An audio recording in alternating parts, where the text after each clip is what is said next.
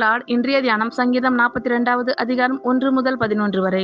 மானானது நீரோடைகளை வாஞ்சித்து கதறுவது போல தேவனே, என் ஆத்துமா உம்மை வாஞ்சித்து கதறுகிறது. என் ஆத்துமா தேவன் மேல், ஜீவனுள்ள தேவன் மேலேயே தாகமாய் இருக்கிறது. நான் எப்பொழுது தேவனுடைய சந்நிதியில் வந்து நிற்பேன்? உன் தேவன் எங்கே என்று அவர்கள் நாள்தோறும் என்னிடத்தில் சொல்லுகிறபடியால் இரவும் பகலும் என் கண்ணீரே எனக்கு உணவாயிற்று. முன்னே நான் பண்டிகையை ஆசரிக்கிற ஜனங்களோடே கூட நடந்து கூட்டத்தின் களிப்பும் துதியுமான சத்தத்தோடே தேவாலயத்திற்கு போய் வருவேனே.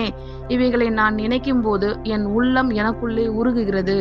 என் ஆத்துமாவே, நீ ஏன் கலங்குகிறாய்? ஏன் எனக்குள் தேங்குகிறாய்? தேவனை நோக்கி காத்திரு.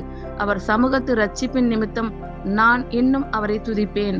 என் தேவனே, என் ஆத்துமா எனக்குள் கலங்குகிறது. ஆகையால் யோர்தான் தேசத்திலும் ஏர்மோன் மலைகளிலும் சிறு மலையிலும் இருந்து உம்மை நினைக்கிறேன்.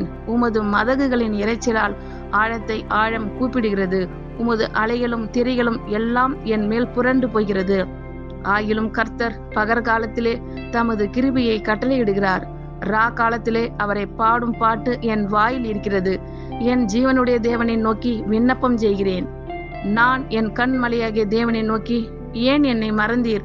சத்துருவினால் ஒடுக்கப்பட்டு நான் ஏன் துக்கத்துடனே திரிய வேண்டும் என்று சொல்லுகிறேன். உன் தேவன் எங்கே என்று என் சத்துருக்கள் நாள்தோறும் என்னோட சொல்லி என்னை நிந்திப்பது என் எலும்புகளை உருவ குத்துகிறது போல் இருக்கிறது. என் ஆத்துமாவே, நீ ஏன் கலங்குகிறாய்? ஏன் எனக்குள் தேங்குகிறாய்? தேவனை நோக்கி காத்திரு.